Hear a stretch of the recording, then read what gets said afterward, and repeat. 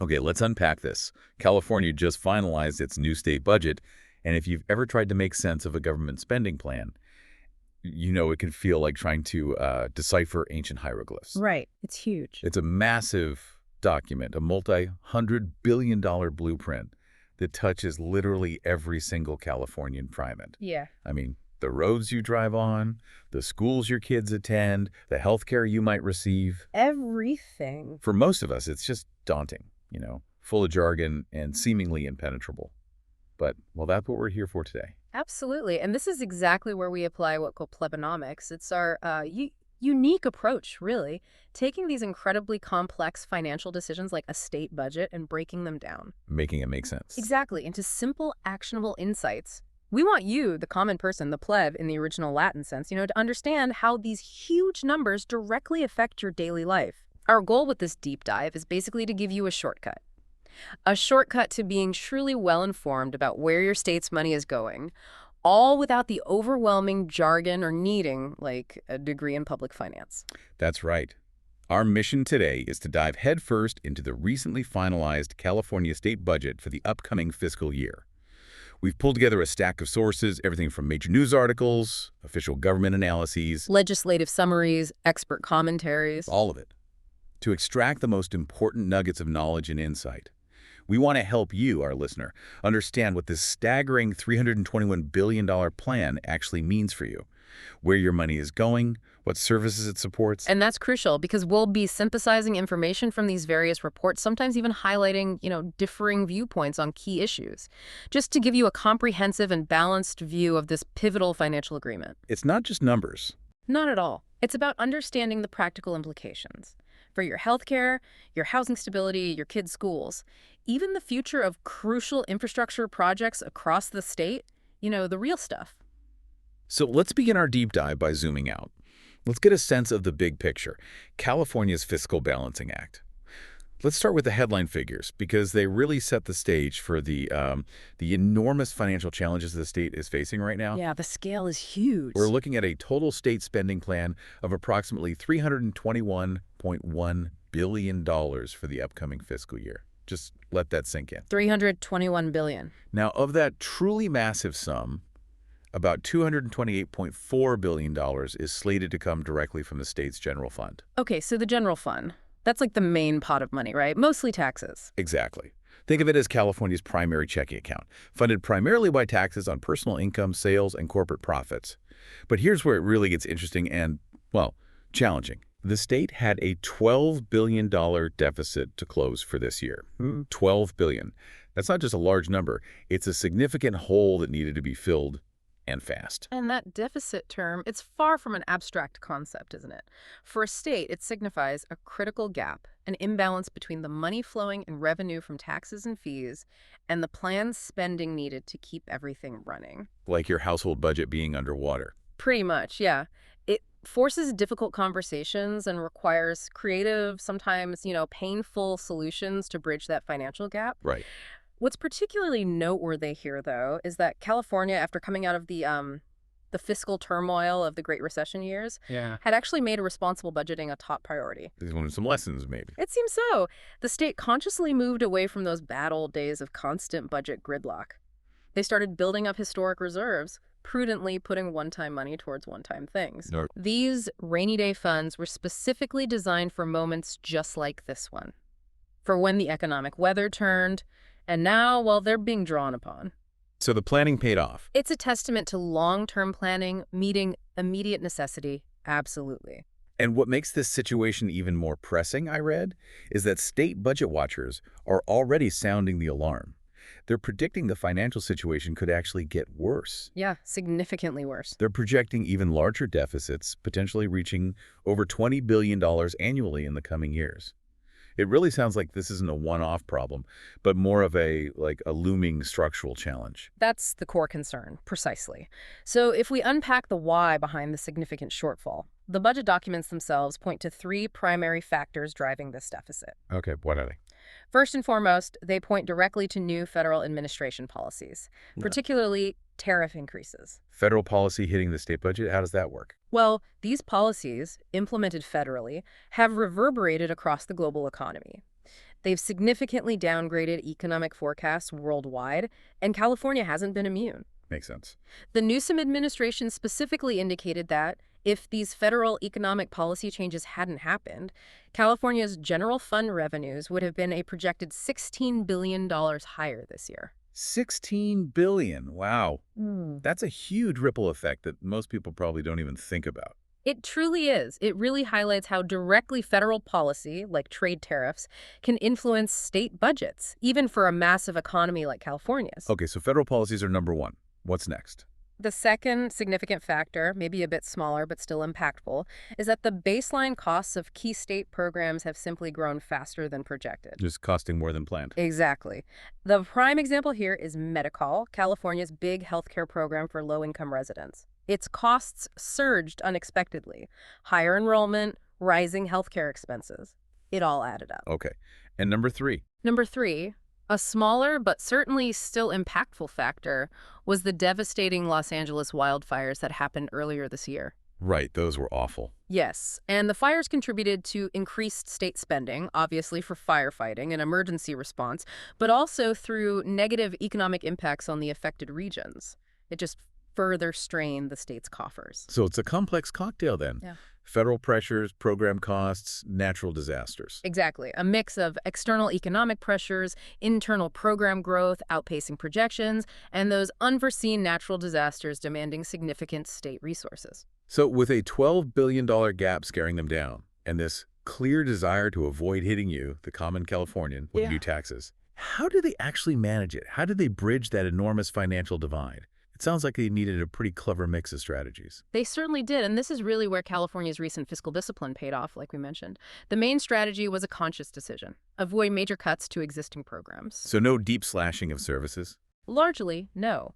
Instead, they chose to rely heavily on internal borrowing within the state government and carefully delaying some planned spending, pushing things back a bit. Kicking the can down the road, maybe? A little bit, perhaps, but also leveraging the substantial financial reserves the state had diligently built up over years of fiscal restraint and economic growth. Ah, the rainy day fund again. Exactly. They are now pulling approximately $7 billion from the state's main rainy day fund, officially the budget stabilization account. $7 billion just from that. Yep. And an additional $6.5 billion from other cash reserves held in various special funds across the government. Wow. So they really raided the savings accounts. Well, these reserves were built up precisely for times like these, right? Times of economic downturn or unexpected deficits. They're now serving their intended purpose, balancing the budget without forcing those deep, painful cuts that would directly impact millions. It's responsible planning in action. And for the average Californian listening, that's a truly significant point, isn't it? Because despite these massive deficit numbers, all the financial maneuvering, the budget deal explicitly states there will be no new taxes on individuals, families, or small businesses. It is a very clear message, and it was a deliberate choice by the governor and legislative leaders. Absorb the shortfall using existing reserves and spending adjustments rather than burdening taxpayers further during what's, an uncertain economic period. Okay, so when did this all get finalized? It feels like budget talks go on forever. They often do, but this time, after months of intense debate, negotiations, political jockeying, the governor and legislative leaders finally reached this comprehensive deal late on Tuesday, June 24th, 2025. Just this week, then? Just this week. The legislature had already passed its own initial version earlier in the month, but this agreement is the final, mutually agreed-upon compromise. So what happens now? They're expected to swiftly pass the finalized budget bill by Friday, just in time for the new fiscal year officially starting on July 1st. It's always a sprint to the finish line in Sacramento as that deadline looms. All right, got it. So let's transition from those big overarching numbers to what this budget actually means for you in your daily life. Let's start with maybe the most personal and critical area, healthcare. Sounds good. Healthcare is always a major focus. One of the most talked about and definitely politically contentious areas in this budget is Medi-Cal for people without documentation. Always controversial. The governor initially proposed some pretty significant changes that got a lot of attention, like a $100 monthly premium for these recipients and a complete freeze on new enrollment. It certainly did get attention. And the final deal reflects a complex, negotiated compromise, trying to balance those fiscal pressures with humanitarian concerns. So what's the final deal then? Is the $100 premium still happening? No, the proposed $100 premium for undocumented medical patients aged 1959 was significantly reduced by 70%, actually. 70%. So Down to $30 a month. And maybe even more significantly, its implementation was delayed by a full 2 years. 2 years. Wow. Yeah, so it's not scheduled to begin until July 1st, 2027. And crucially, new enrollment into the program will be paused starting January 1st, 2026. Okay, a pause on new people coming in, but a lower premium delayed for those already in. That's the gist. The budget documents also specified that kids currently in the program can't age out, so we'll keep coverage. And there's a 6-month grace period for people who might temporarily fall off the rolls to ensure continuity of care. It's nuanced. Nuanced is one word for it. Here's where the perspectives really diverge, though, right? It vividly illustrates the underlying tension. Absolutely. Senator Scott Wiener, a prominent Democrat, he publicly highlighted the success of the program in providing essential care. He expressed a strong desire to ensure nobody was left behind, even managing to secure $110 million in related funding for Prop 36, which we'll get to, despite the deficit. Right, pushing for continued support. But then on the other side, you had Senator Roger Niello, a Republican who was a vocal critic. He called the program fiscally irresponsible, simply unaffordable for the state. Yeah, his argument was different. He argued it might even act as an incentive, potentially attracting more undocumented immigrants, given that this kind of state-funded health care isn't available in most other places. And what's truly insightful here is how this specific medical compromise exemplifies California's tightrope walk. It's that constant struggle, balancing fiscal concerns, what the state can actually afford, with a commitment to social safety nets, providing care for vulnerable populations. It's a tough balance. What are the costs involved? Huge. The state is expected to spend a staggering $12 billion on this Medi-Cal program for undocumented individuals in the upcoming year alone. $12 billion. Just for that part of Medi-Cal. Yes. And last year, there were $6 billion in cost overruns for the program because enrollment was higher than expected. It just underscores the escalating financial strain. So it raises a critical question, doesn't it? How do states effectively navigate that intersection?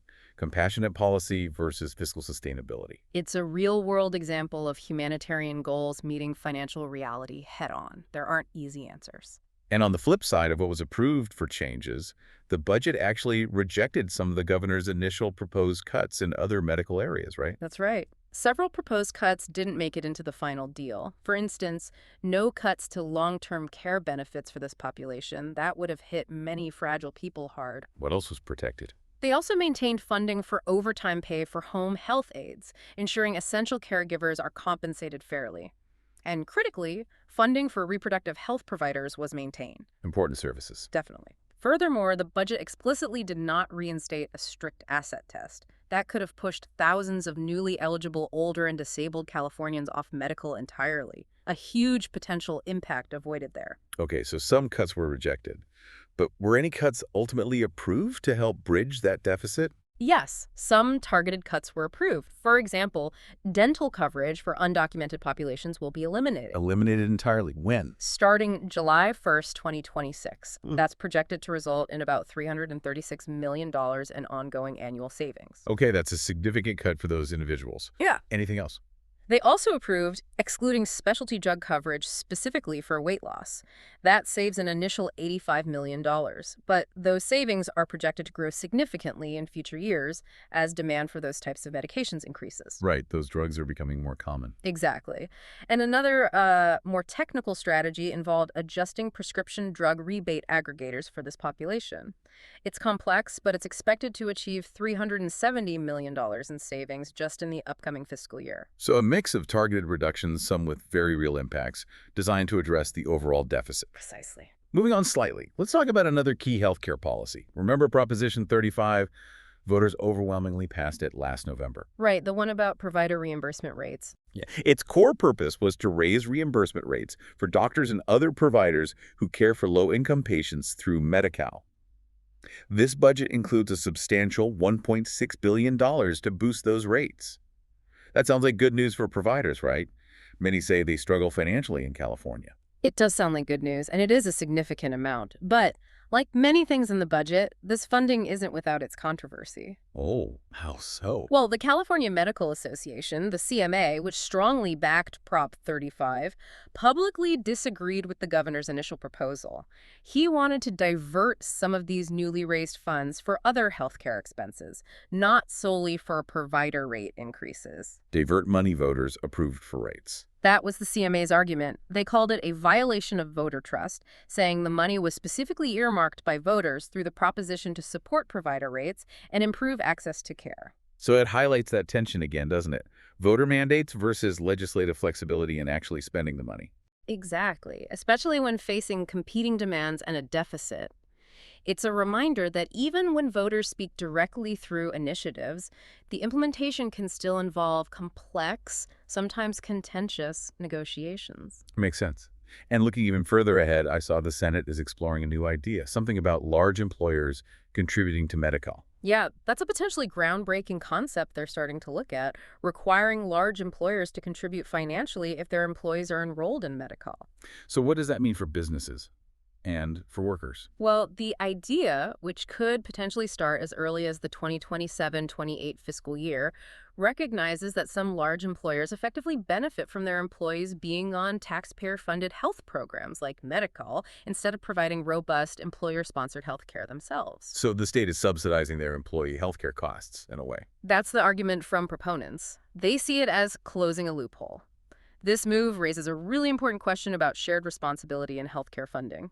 How do we ensure a fair distribution of the financial burden across businesses, individuals, the state, especially when the state itself is struggling with rising costs? Exactly. It's a complex discussion. It will undoubtedly require significant future legislation, budget action, and it could dramatically shift how large businesses approach employee benefits here in California down the road. Definitely something to watch. Yeah. Okay, let's shift gears to one of California's most pressing, most visible challenges: housing and homelessness. Always a huge issue. This next point is a big one, especially for cities and counties across the state. They will actually go without crucial funds to respond to people living on streets and sidewalks this upcoming year. Right, the HHAP funding. Yeah, the $500 million that was anticipated for the Homelessness Housing Assistance and Prevention Program, HHAP, has been pushed. Deferred, actually, all the way to the 2026-2027 budget year. That delay is indeed significant. Maybe even impactful is the better word, because local governments have relied heavily on HAP funding for several years now. It's been key to their strategies for addressing the homelessness crisis. Why the delay? Was it just the deficit? Partly, but there was also a state audit last year that, well, it showed the state couldn't fully assess how effective the billions spent previously had actually been. Accountability issues. Exactly. Which, understandably, led lawmakers to push for stricter requirements, more accountability for how these funds are used. Meanwhile, groups representing cities and counties, like the California State Association of Counties, they've been vocally advocating for a steady, predictable stream of funding. Not this stop-start approach. Right. They argue this kind of yearly uncertainty makes long-term planning and effective program implementation incredibly difficult. You can see their point. Is there any funding for immediate homelessness issues? There is some. On a slightly brighter note, for more immediate visible needs, the budget does include $100 million for the Encampment Resolution Fund. What's that for? It aims to help local jurisdictions clear some of the most prominent homeless encampments across the state. More of a short-term, visible intervention. Okay.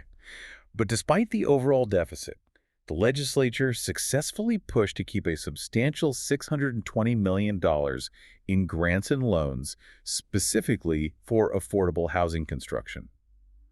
That seems like a positive sign for building more homes, especially for the plebs needing affordability. It certainly is a critical investment, yeah. And beyond that $620 million, there are other significant investments aimed at making housing more accessible across the income spectrum. Like what? Well, the budget includes $500 million in supplemental state low-income housing tax credits, or LIHTC. Those are important, right, for getting projects built. Absolutely crucial. They unlock private financial backing for affordable housing projects. Basically, they make it more attractive financially for developers to build income-restricted housing. Got it. What else? There's also $300 million for the California Dream for All program. That's the popular initiative helping first-generation homebuyers with down payments, a huge barrier in California. Definitely. And another $120 million allocated for deeply affordable housing projects through the multifamily housing program, targeting the most vulnerable populations. So, taken together, it represents a direct, substantial investment aimed at increasing the supply of accessible housing and providing pathways to homeownership. Okay, that's good news on the funding side. But here's where it gets really interesting and kind of politically charged. Uh-huh. The governor's signature on this entire state budget is actually contingent on lawmakers sending him a separate bill.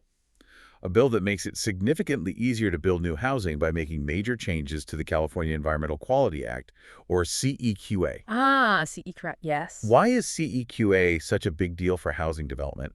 And why is the governor pushing so hard on this specific issue, tying it to the whole budget? Well, CEQA is California's landmark environmental law, right? Designed to ensure projects get thorough environmental review. But for years, it's been widely cited by housing advocates, developers, the governor's office as a significant hurdle for new construction, especially needed housing. How does it slow things down? It's notorious for slowing, or even completely stopping, housing production through lengthy reviews, costly studies, and critically, through protracted lawsuits. People can use CEQA lawsuits to block projects they don't like, even if the environmental impact isn't the main reason. So the budget deal includes changes to CEQA. It includes negotiated components of two key bills, SB 607 and AB 609. These aim to modify CEQA procedures and potentially exempt certain types of new housing in urban parts of the state from some CEQA requirements, basically fast-tracking approvals in some cases. That sounds controversial. Oh, it is. This agreement raises a truly important, often contentious question for California. How do we effectively balance essential environmental protection, which CEQA is designed to provide, with the urgent, undeniable need for more housing? It's a fundamental debate, no easy answers. Beyond those specific bills trying to reform CEQA, are there other housing solutions in the budget? Yes, the budget also includes other, maybe more innovative solutions to streamline housing development and address affordability. Sure. For example, there are provisions from SB 681 that addresses things like homeowner association penalties, appeals of coastal commission approvals. It even offers protections against zombie mortgages. Zombie mortgages. What are those? Basically, old mortgages that creditors try to resurrect, sometimes unfairly. SB 681 offers some protection there. Then there's AB 306, which limits modifications to building standards, trying to reduce costs and complexity in construction. Okay. Anything else? And significantly, the creation of a vehicle miles traveled, or VMT, mitigation bank. A VMT mitigation bank. How does that help housing? It's designed to fund efficient, affordable housing and related infrastructure projects. It streamlines the process of mitigating the transportation impacts from new development, making it easier to build, especially in transit-friendly areas, without getting bogged down in complex traffic studies. Interesting. And what about renters? Anything for them directly? Yes. In terms of direct, tangible relief for families, the budget also adopted reforms to the renter's tax credit. How are they reforming it? These reforms specifically aim to benefit renters with dependents, providing more financial breathing room for families grappling with high housing costs. The full implementation, though, is subject to future legislative appropriation. But it shows a clear focus on tangible support for families struggling with affordability, recognizing not everyone can buy a home. Good to know. Okay, next up, let's talk about public safety and justice. Starting with the implementation of Proposition 36, another one of those big voter-approved measures. Right, the one dealing with theft and fentanyl penalties, but also treatment. Exactly. Last November, voters approved Prop 36, which ramped up penalties for repeat thieves and fentanyl dealers. But it also created a new treatment-mandated felony. Offenders can get the felony expunged if they successfully complete treatment.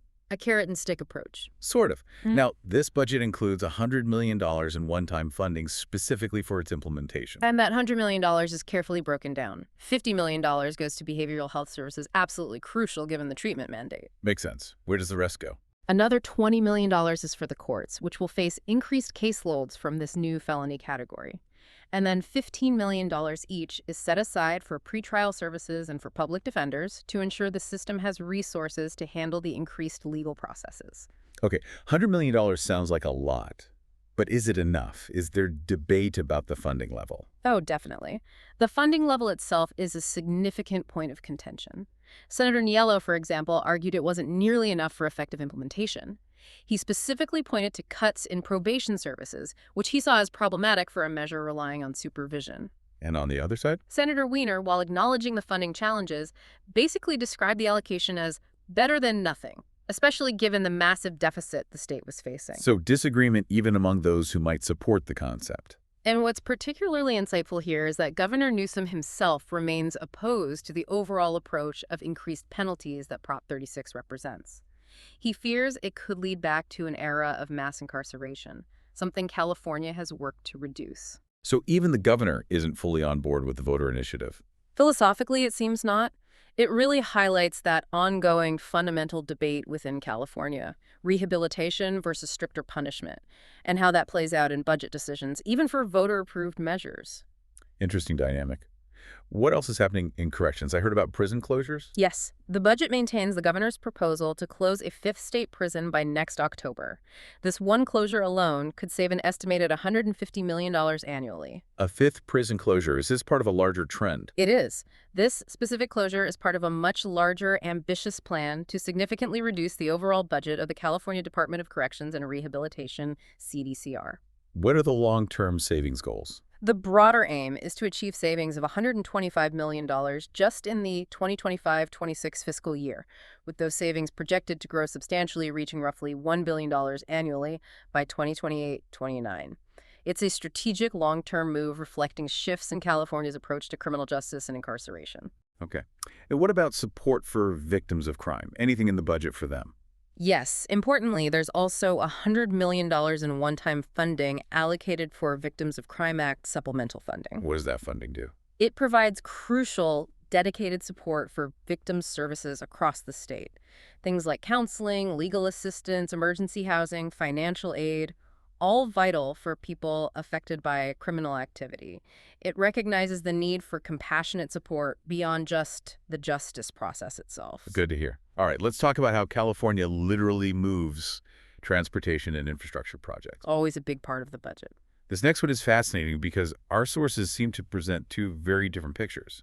It's about the highly scrutinized high-speed rail project. Yes, the bullet train. Always controversial. One report I saw states that the legislature and governor agreed to provide $1 billion a year to the high-speed rail project for the next 20 years to complete the initial segment in the Central Valley. $20 billion over 20 years. Okay. But then, another report suggests they plan to defer spending $1 billion a year on the project.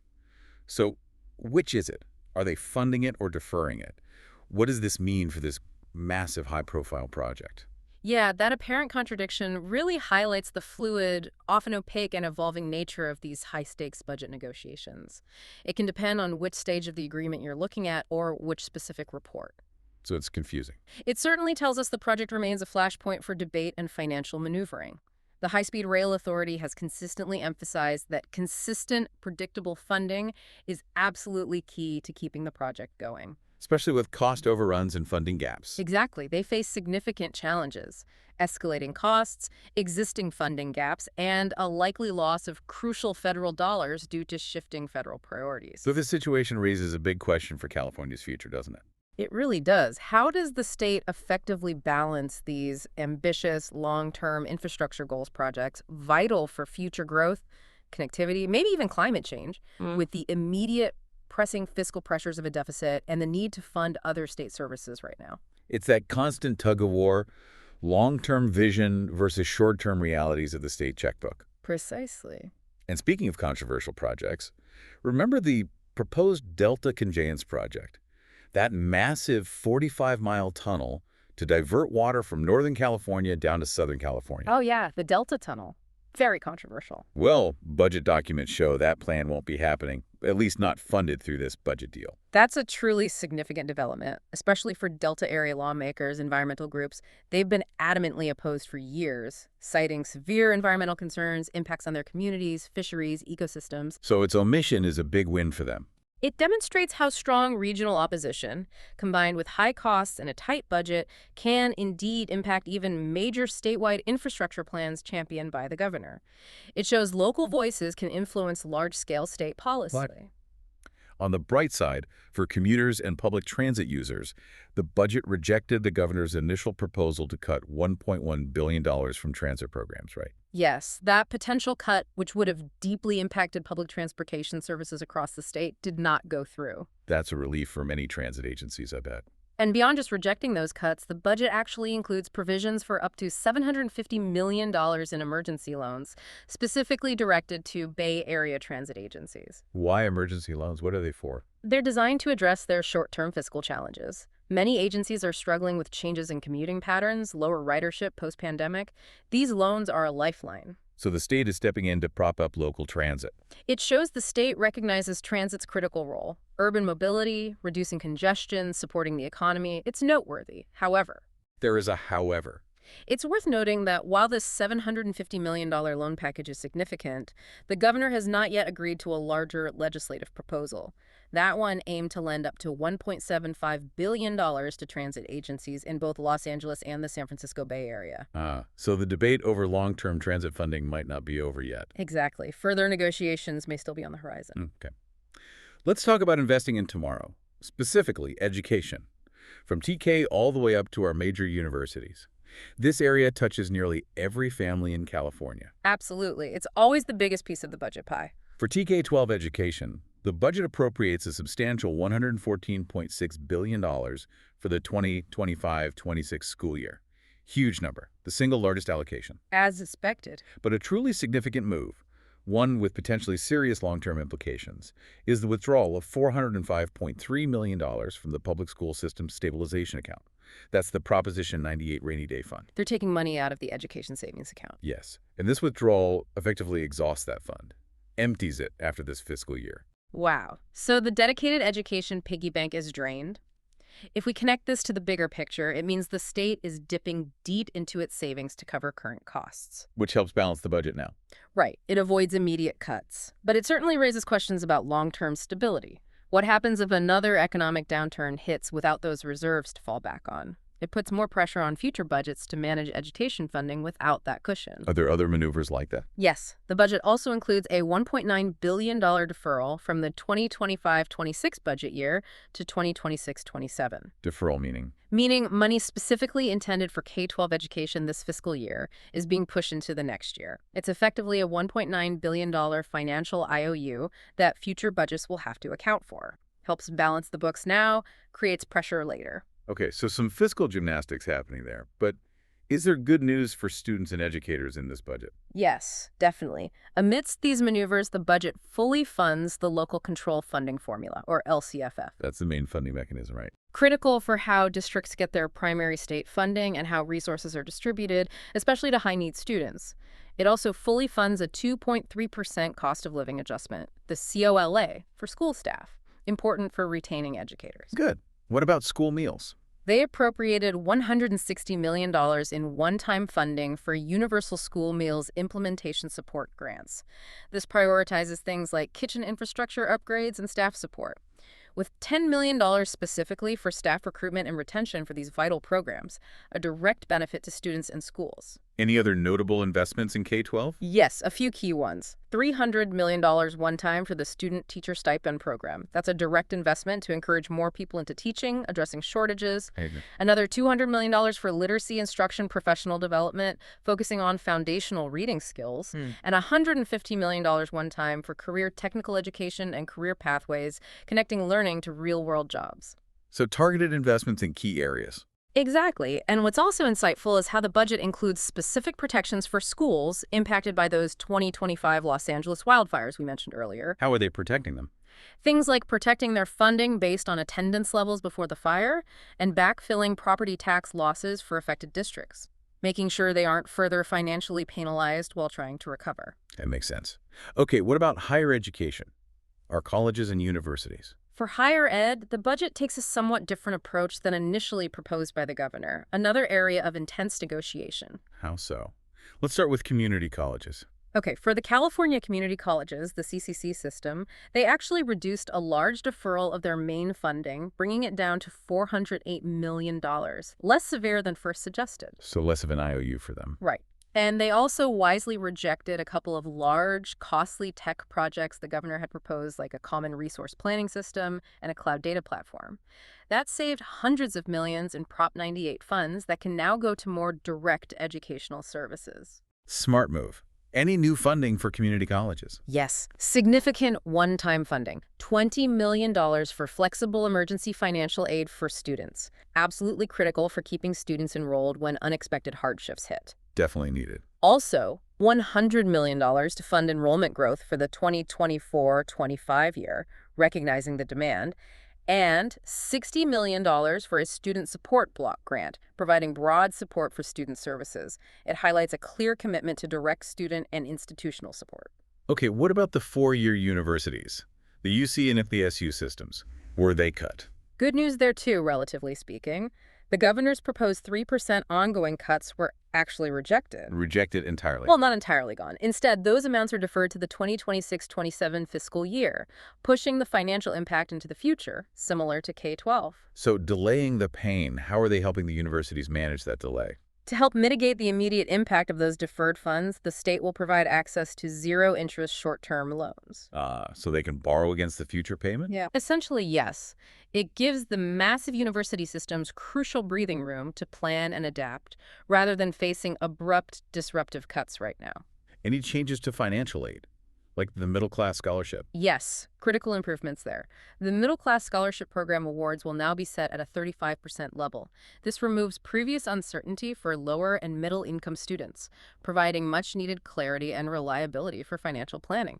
Huge for students and universities. That's great news for families. Anything else on higher ed? One specific item. A targeted investment of $45 million was included to help the struggling Sonoma State University, to help them address their financial woes and implement a turnaround plan. Shows a focus on institutional stability across the system. All right. Let's wrap up our deep dive with a look at California's green future and key economic drivers. Things impacting jobs and industries across the state. Okay, climate and economy. Let's do it.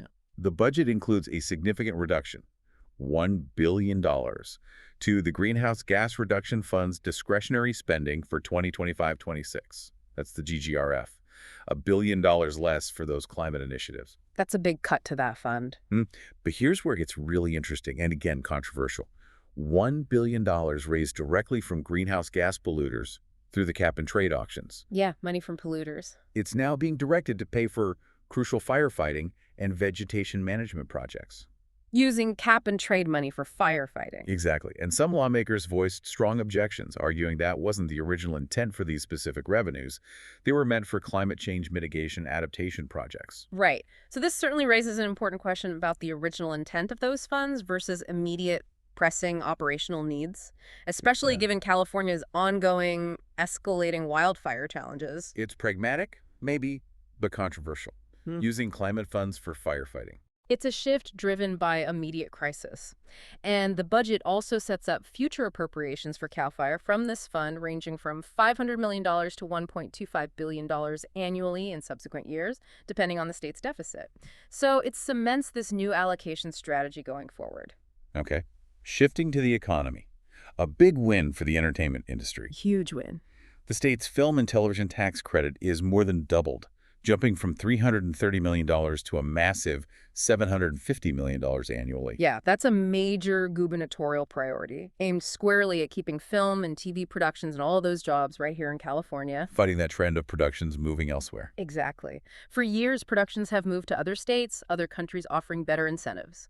This is a direct, substantial investment in job creation and economic activity within a key California industry, trying to ensure Hollywood stays vibrant and financially robust here, a boost for everyone in that sector. Makes sense from an economic perspective. What about other economic or community investments? Anything else notable? Yes, a wide array, actually. Things that might not make headlines but are crucial locally or for specific groups. For instance, $100 million for the downtown Fresno infrastructure plan, a targeted investment in a specific regional hub.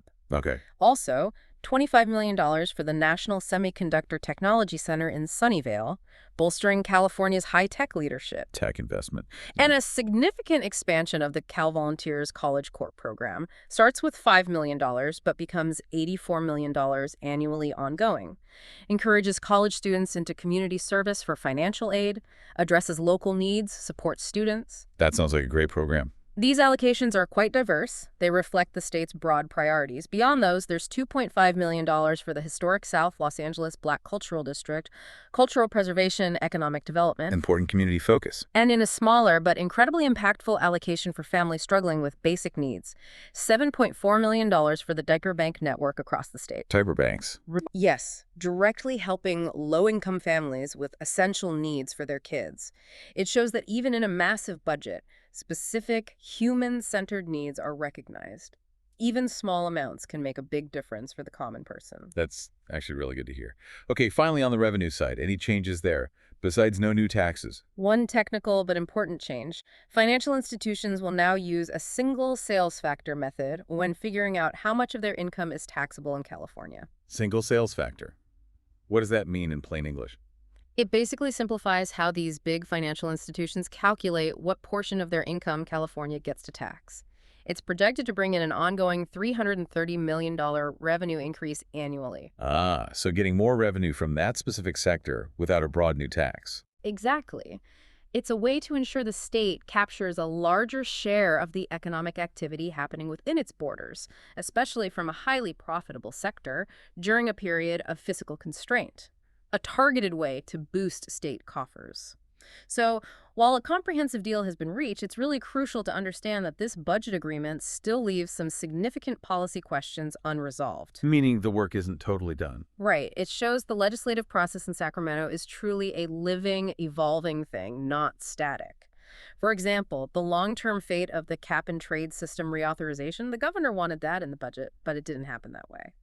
And further critical decisions on the controversial Delta Tunnel project? Those could still come up later. They could still be addressed in follow-up bills, maybe in the coming weeks, or through the regular legislative process by the end of summer. The debates around these major issues will definitely continue. And what's also fascinating here is that the governor's signature on this entire budget is still technically contingent on lawmakers finalizing that specific housing legislation we talked about. The CEQA reform bill, yeah. So this budget, even though it's agreed upon, isn't totally set in stone until that final, crucial legislative piece falls into place. It's all interconnected. It really is. And another critical factor looming large over California's budget flexibility is the federal landscape. California is warily watching a major federal tax bill still being negotiated in Congress. How could that impact California? Well, depending on how it shakes out, this federal legislation could result in deep cuts to crucial funding streams states rely on. Vital healthcare funding, food aid funding. So decisions in D.C. could blow another hole in California's budget. Potentially, yes. It raises that important question. How much will California's budget flexibility, even with its reserves and planning, be constrained by large-scale federal policy decisions in the future? It's a powerful reminder that state finances don't operate in a vacuum. They're intrinsically linked to Washington, D.C. Absolutely. And finally, while there are no new taxes on individuals or businesses in this budget deal, that conversation isn't over, is it? Not by a long shot. Liberal state legislators, various advocacy groups, they're already turning up the pressure to raise state taxes. To offset potential future losses, ensure services are maintained. Even though Governor Newsom has strongly opposed that previously. He has, advocating for fiscal restraint. But it's a conversation that will undoubtedly continue, especially as the state navigates those projected larger deficits down the road. So yeah, this budget conversation isn't over. What an incredible deep dive into California's new state budget. I mean, from the nuances of healthcare premiums to the complexities of high-speed rail funding. School meals, film tax credits. It's abundantly clear that every single decision in this $321 billion plan has direct, tangible implications for you, the everyday Californian. It's truly a testament to the intricate complexity, the constant evolution, and the deep impact of state governance. And the budget process itself is rarely straightforward, is it? It's this dynamic, intense negotiation. Competing priorities, stark fiscal realities, the diverse needs of millions of residents. Understanding these details, these nuances, is really key to being truly informed. Recognizing how decisions made in Sacramento ripple through every community, every household. So what does this all mean for you, the common person listening? It means your state government is actively navigating these complex challenges, making tough choices that reverberate through your community, your household. It's a delicate balancing act. And now, hopefully after this deep dive, you're better equipped to understand the moves they're making, why they're making them, and how they impact your life. And this truly raises an important question for you, our listener, to think about. As California navigates these ongoing fiscal challenges, especially with those future deficits looming, what specific areas of public spending do you believe should be the absolute top priority for the common person in the years to come? Yeah, where do you think the state's limited resources should be focused to make the most profound positive impact on daily lives across California? Something to mull over. Definitely food for thought. Keep diving deep, and we'll be here to unpack it all for you next time.